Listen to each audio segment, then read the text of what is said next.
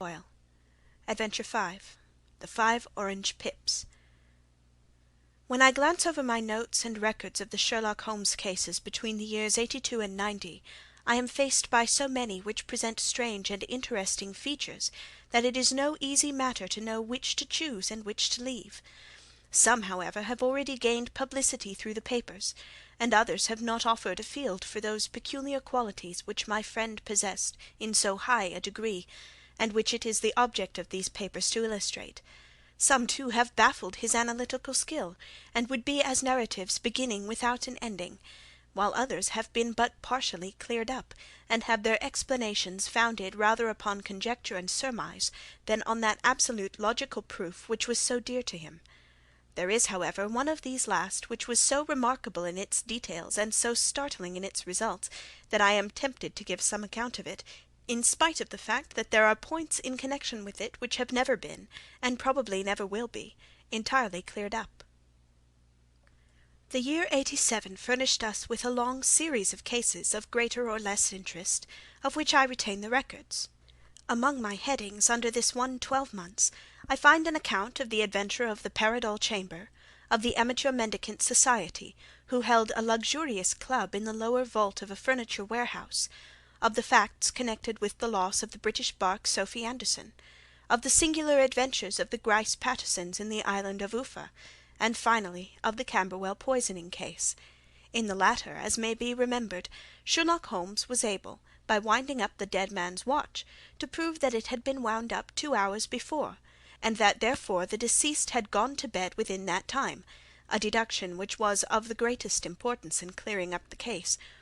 All these I may sketch out at some future date, but none of them present such singular features as the strange train of circumstances which I have now taken up my pen to describe. It was in the latter days of September, and the equinoctial gales had set in with exceptional violence. All day the wind had screamed, and the rain had beaten against the windows, so that even here in the heart of great hand-made London we were forced to raise our minds for the instant from the routine of life, and to recognize the presence of those great elemental forces which shriek at mankind through the bars of his civilization, like untamed beasts in a cage. As evening drew in, the storm grew higher and louder, and the wind cried and sobbed like a child in the chimney. Sherlock Holmes sat moodily at one side of the fireplace, cross-indexing his records of crime, while I, at the other, was deep in one of Clark Russell's fine sea stories, until the howl of the gale from without seemed to blend with the text, and the splash of the rain to lengthen out into the long swash of the sea waves. My wife was on a visit to her mother's, and for a few days I was a dweller once more in my old quarters at Baker Street. "Why," said I, glancing up at my companion, "that was surely the bell. Who could come up to-night? Some friend of yours, perhaps?" "Except yourself, I have none," he answered. "I do not encourage visitors." "A client, then?" "If so, it is a serious case.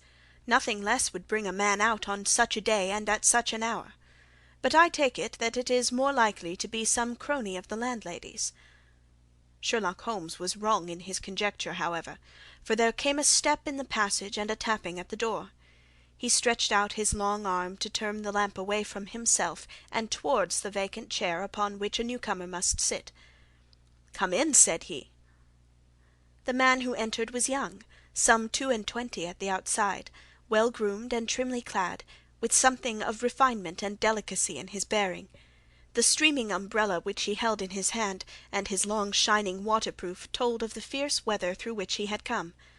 He looked about him anxiously in the glare of the lamp, and I could see that his face was pale and his eyes heavy, like those of a man who is weighed down with some great anxiety. "I owe you an apology," he said, raising his golden pince-nez to his eyes. "I trust that I am not intruding. I fear that I have brought some traces of the storm and rain into your snug chamber." "Give me your coat and umbrella," said Holmes. "They may rest here on the hook, and will be dry presently. You have come up from the south-west, I see." "Yes, from Horsham." "That clay and chalk mixture which I see upon your toe-caps is quite distinctive." "I have come for advice." "That is easily got." "And help." "That is not always so easy." "I have heard of you, Mr. Holmes. I heard from Major Prendergast how you saved him in the Tankerville Club scandal. Ah, of course, he was wrongfully accused of cheating at cards. He said that you could solve anything. He said too much. That you are never beaten. I have been beaten 4 times, 3 times by men, and once by a woman. But what is that compared with the number of your successes? It is true that I have been generally successful. Then you may be so with me. I beg that you will draw up your chair to the fire, and favour me with some details as to your case. It is no ordinary one. None of those which come to me are. I am the last court of appeal. And yet I question, sir, whether, in all your experience, you have ever listened to a more mysterious and inexplicable chain of events than those which have happened in my own family. You fill me with interest, said Holmes. Pray give us the essential facts from the commencement, and I can afterwards question you as to those details which seem to me to be most important. The young man pulled his chair up, and pushed his wet feet out toward the blaze. My name, said he, is John Openshaw, but my own affairs have, as far as I can understand, little to do with this awful business. It is a hereditary matter, so in order to give you an idea of the facts, I must go back to the commencement of the affair. You must know that my grandfather had 2 sons, my uncle Elias and my father Joseph. My father had a small factory at Coventry, which he enlarged at the time of the invention of bicycling.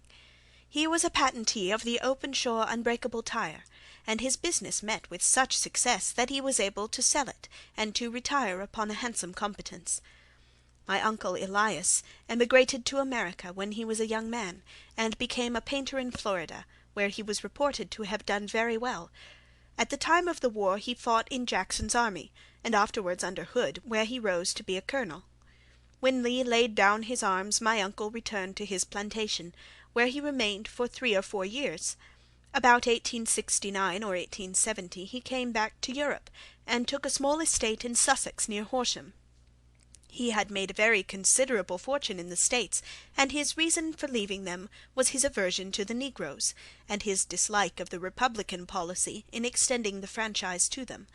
He was a singular man, fierce and quick-tempered, very foul-mouthed when he was angry, and of a most retiring disposition. During all the years that he lived at Horsham, I doubt if he ever set foot in the town. He had a garden and 2 or 3 fields round his house, and there he would take his exercise, though very often for weeks on end he would never leave his room. He drank a great deal of brandy, and smoked very heavily, but he would see no society, and did not want any friends, not even his own brother. He didn't mind me. In fact, he took a fancy to me, for at the time when he saw me first I was a youngster of 12 or so. This would be in the year 1878, after he had been 8 or 9 years in England. He begged my father to let me live with him, and he was very kind to me in his way. When he was sober he used to be fond of playing backgammon and draughts with me, and he would make me his representative both with the servants and with the tradespeople, so that by the time I was 16 I was quite master of the house.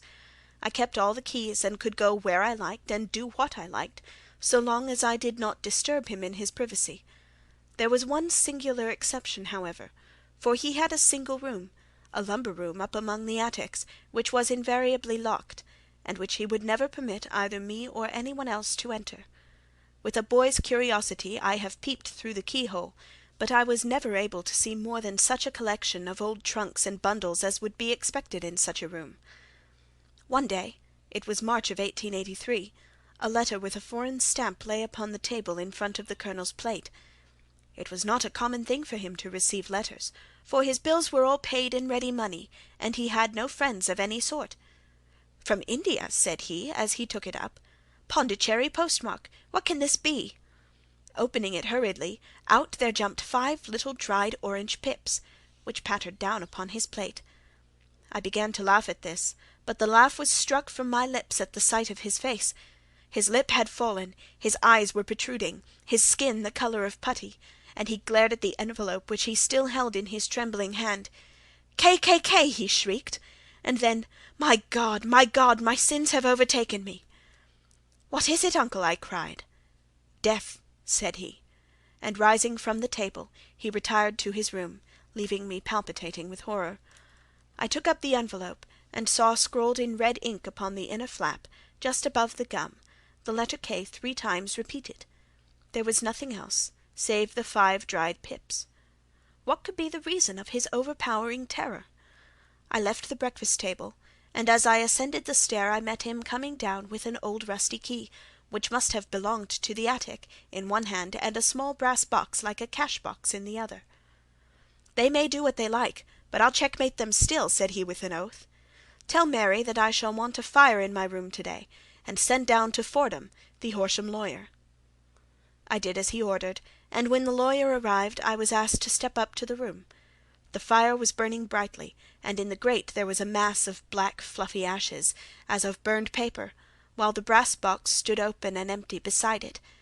As I glanced at the box I noticed with a start that upon the lid was printed the treble K which I had read in the morning upon the envelope. "I wish you, John," said my uncle, "to witness my will.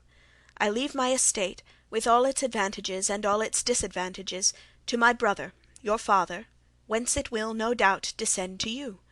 If you can enjoy it in peace, well and good. If you find you cannot, take my advice, my boy, and leave it to your deadliest enemy. I am sorry to give you such a two-edged thing, but I can't say what turn things are going to take. Kindly sign the paper where Mr. Fordham shows you." I signed the paper as directed, and the lawyer took it away with him. The singular incident made, as you may think, the deepest impression upon me, and I pondered over it and turned it every way in my mind without being able to make anything of it. Yet I could not shake off the vague feeling of dread which it left behind, though the sensation grew less keen as the weeks passed and nothing happened to disturb the usual routine of our lives. I could see a change in my uncle, however. He drank more than ever, and he was less inclined for any sort of society. Most of his time he would spend in his room, with the door locked upon the inside, but sometimes he would emerge in a sort of drunken frenzy, and would burst out of the house and tear about the garden with a revolver in his hand, screaming out that he was afraid of no man, and that he was not to be cooped up, like a sheep in a pen, by man or devil. When these hot fits were over, however, he would rush tumultuously in at the door, and lock and bar it behind him, like a man who can brazen it out no longer against the terror which lies at the root of his soul. At such times I have seen his face, even on a cold day, glisten with moisture, as though it were new raised from a basin. Well, to come to an end of the matter, Mr. Holmes, and not to abuse your patience, there came a night when he made one of those drunken sallies from which he never came back. We found him, when we went to search for him, face downward in a little green-scummed pool, which lay at the foot of the garden. There was no sign of any violence, and the water was but 2 feet deep, so that the jury, having regard to his known eccentricity, brought in a verdict of suicide. But I, who knew how he winced from the very thought of death, had much ado to persuade myself that he had gone out of his way to meet it. The matter passed, however, and my father entered into possession of the estate, and of some £14,000, which lay to his credit at the bank. "One moment," Holmes interposed. "Your statement is, I foresee, one of the most remarkable to which I have ever listened. Let me have the date of the reception by your uncle of the letter, and the date of his supposed suicide." "The letter arrived on March 10th, 1883. His death was 7 weeks later, upon the night of May 2nd. "Thank you. Pray proceed." "When my father took over the Horsham property, he, at my request, made a careful examination of the attic, which had been always locked up. We found the brass box there, although its contents had been destroyed.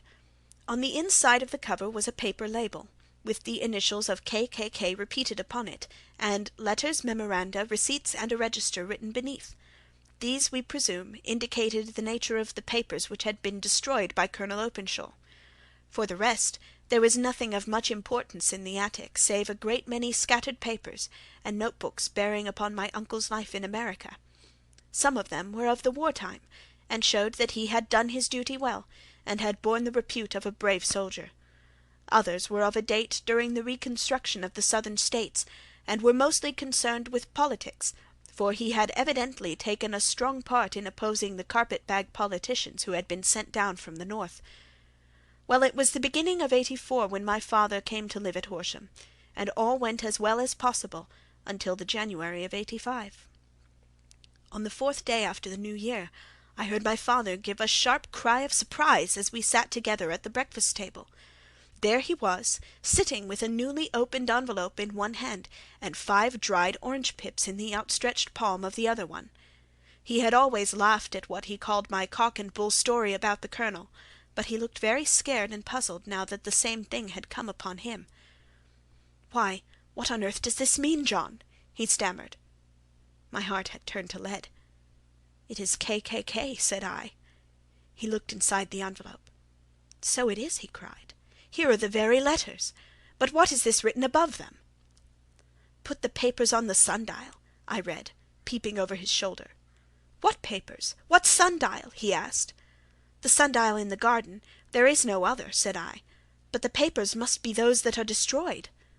"Pooh!" said he, gripping hard at his courage. "We are in a civilized land here, and we can't have tomfoolery of this kind. Where does the thing come from?" "From Dundee," I answered, glancing at the postmark. "Some preposterous practical joke," said he. "What have I to do with sundials and papers? I shall take no notice of such nonsense." "I should certainly speak to the police," I said. "And be laughed at for my pains? Nothing of the sort." "Then let me do so." "No, I forbid you. I won't have a fuss made about such nonsense." It was in vain to argue with him, for he was a very obstinate man. I went about, however, with a heart which was full of forebodings. On the 3rd day after the coming of the letter, my father went from home to visit an old friend of his, Major Freebody, who is in the command of one of the forts upon Portsdown Hill. I was glad that he should go, for it seemed to me that he was further from danger when he was away from home. In that, however, I was in error. Upon the 2nd day of his absence, I received a telegram from the Major, imploring me to come at once. My father had fallen over one of the deep chalk pits which abound in the neighbourhood, and was lying senseless with a shattered skull. I hurried to him, but he passed away without ever having recovered his consciousness.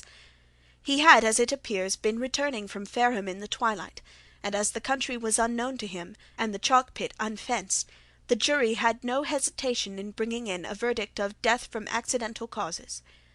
Carefully as I examined every fact connected with his death, I was unable to find anything which could suggest the idea of murder. There were no signs of violence, no footmarks, no robbery, no record of strangers having been seen upon the roads, and yet I need not tell you that my mind was far from at ease, and that I was well nigh certain that some foul plot had been woven around him. In this sinister way I came into my inheritance. You will ask me why I did not dispose of it. I answer, because I was well convinced that our troubles were in some way dependent upon an incident in my uncle's life, and that the danger would be as pressing in one house as in another. It was in January of '85 that my poor father met his end, and 2 years and 8 months have elapsed since then. During that time I have lived happily at Horsham, and I had begun to hope that this curse had passed away from the family, and that it had ended with the last generation. I had begun to take comfort too soon, however. Yesterday morning the blow fell, in the very shape in which it had come upon my father." The young man took from his waistcoat a crumpled envelope, and turning to the table, he shook out upon it 5 little dried orange pips. "This is the envelope," he continued. "The postmark is London, Eastern Division. Within are the very words which were upon my father's last message, KKK, and then put the papers on the sundial." "What have you done?" asked Holmes. "Nothing." "Nothing?" "To tell the truth," he sank his face into his thin white hands, "I have felt helpless. I have felt like one of those poor rabbits when the snake is writhing toward it. I seem to be in the grasp of some resistless, inexorable evil, which no foresight and no precautions can guard against." "Tut, tut!" cried Sherlock Holmes. "You must act, man, or you are lost. Nothing but energy can save you. This is no time for despair." "I have seen the police." "Ah! But then listen to my story with a smile. I am convinced that the inspector has formed the opinion that the letters were all practical jokes, and that the deaths of my relations were really accidents, as the jury stated, and were not to be connected with the warnings." Holmes shook his clenched hands in the air. "Incredible imbecility!" he cried. "They have, however, allowed me a policeman, who may remain in the house with me." "Has he come with you to-night?" "No, his orders were to stay in the house." Again Holmes raved in the air. "Why did you come to me?" he cried. "And above all, why did you not come at once?" "I did not know. It was only to-day that I spoke to Major Prendergast about my troubles, and was advised by him to come to you." "It is really 2 days since you have had the letter. We should have acted before this. You have no further evidence, I suppose, than that which you have placed before us, no suggestive detail which might help us." "There is one thing," said John Openshaw. He rummaged in his coat pocket, and drawing out a piece of discoloured blue-tinted paper, he laid it out upon the table. "I have some remembrance," said he, "that on the day when my uncle burned the papers, I observed that the small unburned margins which lay amid the ashes were of this particular colour. I found this single sheet upon the floor of his room, and I am inclined to think that it may be one of the papers which has perhaps fluttered out from among the others, and in that way has escaped destruction. Beyond the mention of Pips, I do not see that it helps us much. I think myself that it is a page from some private diary.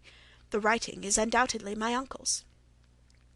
Holmes moved the lamp, and we both bent over the sheet of paper, which showed by its ragged edge that it had indeed been torn from a book. It was headed March 1869, and beneath were the following enigmatical notices: 4th. Hudson came. Same old platform.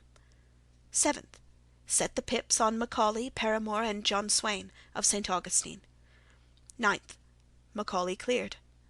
10th. John Swain cleared. 12th. Visited Paramore. All well.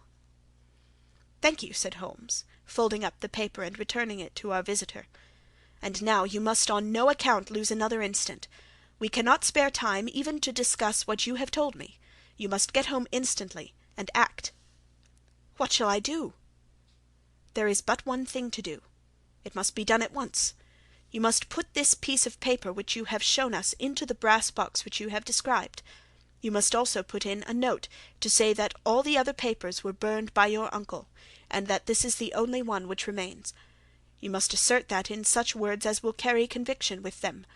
Having done this, you must at once put the box out upon the sundial, as directed. Do you understand?" "Entirely." "Do not think of revenge or anything of that sort at present. I think that we may gain that by means of the law, but we have our web to weave, while theirs is already woven. The first consideration is to remove the pressing danger which threatens you. The second is to clear up the mystery and to punish the guilty parties." "I thank you," said the young man, rising and pulling on his overcoat. "You have given me fresh life and hope. I shall certainly do as you advise." "Do not lose an instant, and above all take care of yourself in the meanwhile, for I do not think that there can be a doubt that you are threatened by a very real and imminent danger. How do you go back?" "By train from Waterloo." "It is not yet 9. The streets will be crowded, so I trust that you may be in safety, and yet you cannot guard yourself too closely." "I am armed." "That is well. To-morrow I shall set to work upon your case." "I shall see you at Horsham, then?" "No, your secret lies in London. It is there that I shall seek it." "Then I shall call upon you in a day, or in 2 days, with news as to the box and the papers. I shall take your advice in every particular." He shook hands with us and took his leave.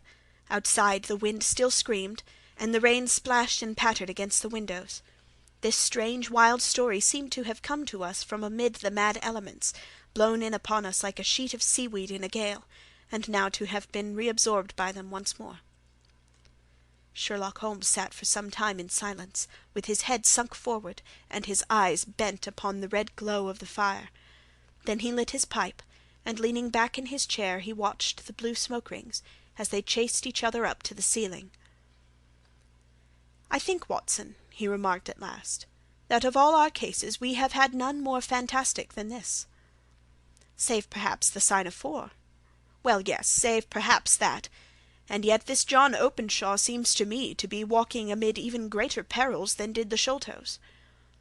"But have you," I asked, "formed any definite conception as to what these perils are?" "There can be no question as to their nature," he answered. "Then what are they? Who is this K., and why does he pursue this unhappy family?" Sherlock Holmes closed his eyes and placed his elbows upon the arms of his chair, with his finger-tips together. "The ideal reasoner," he remarked, "would, when he had once been shown a single fact in all its bearings, deduce from it not only all the chain of events which led up to it, but also all the results which would follow from it.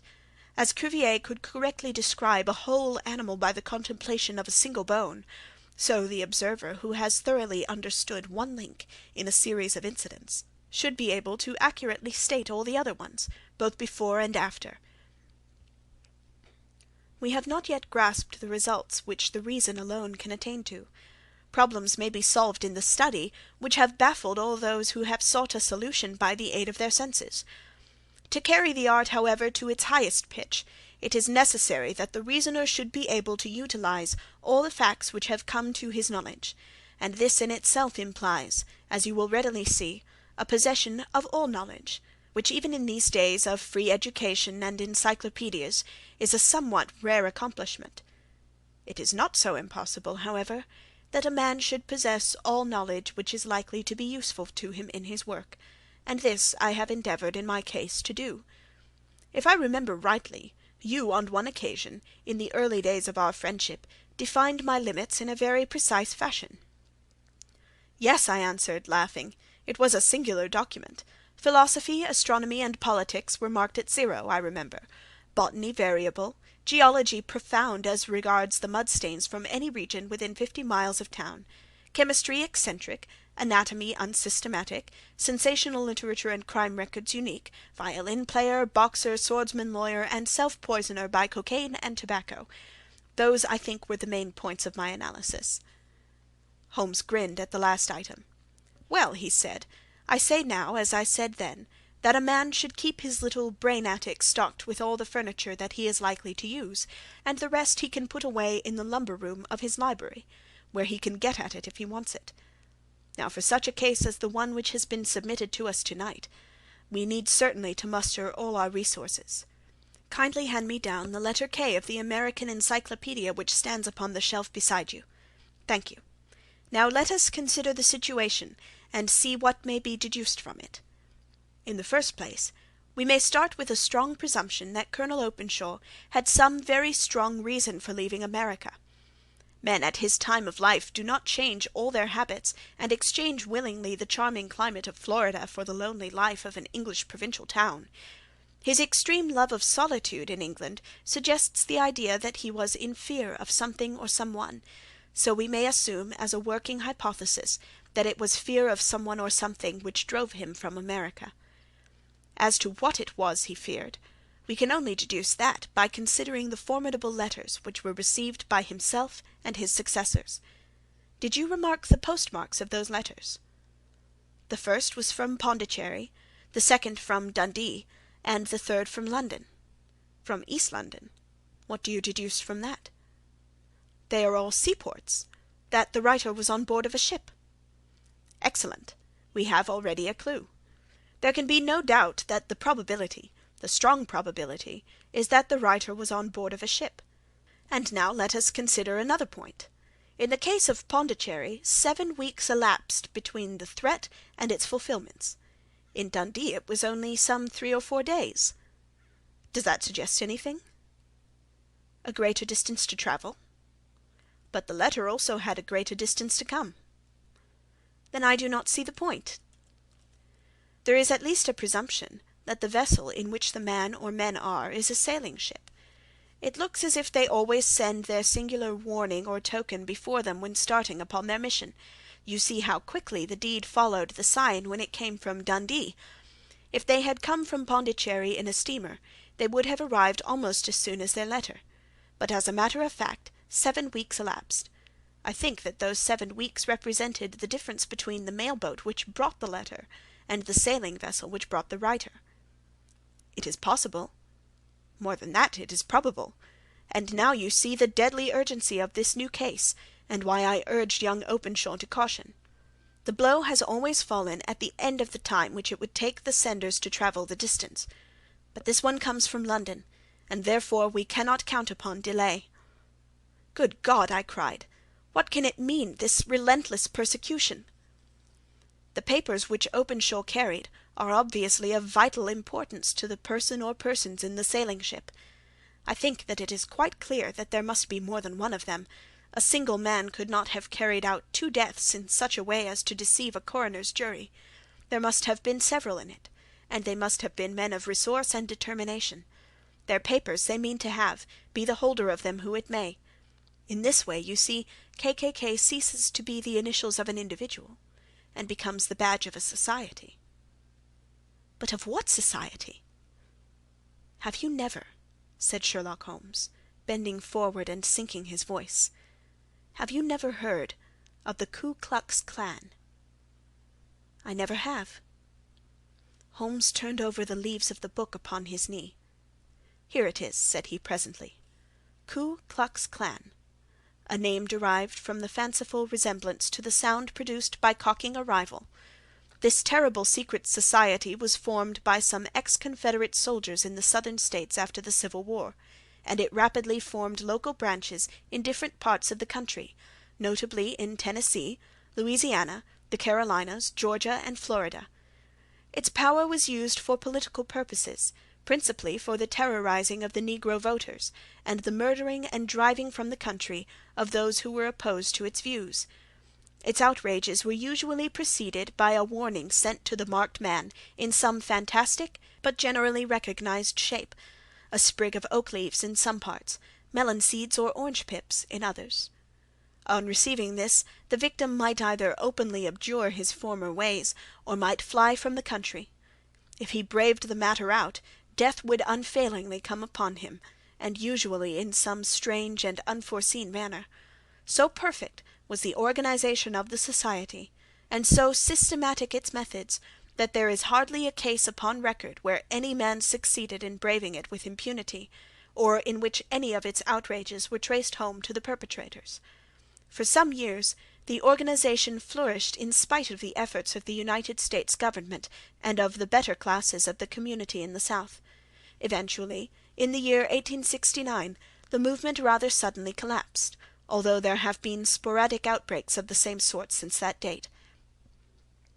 You will observe, said Holmes, laying down the volume, that the sudden breaking up of the society was coincident with the disappearance of Openshaw from America with their papers.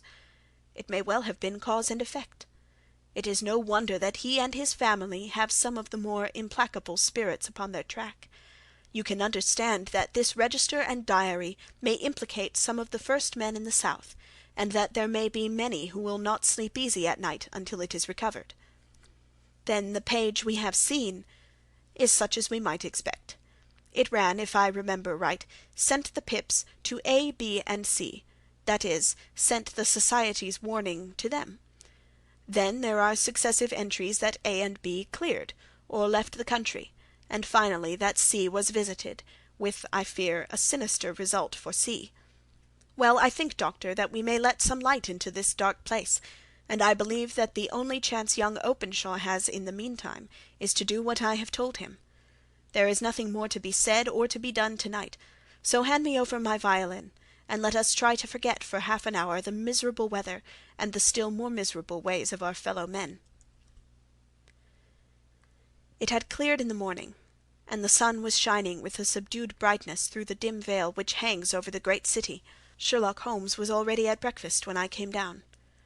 "You will excuse me for not waiting for you," said he. "I have, I foresee, a very busy day before me in looking into this case of young Openshaw's."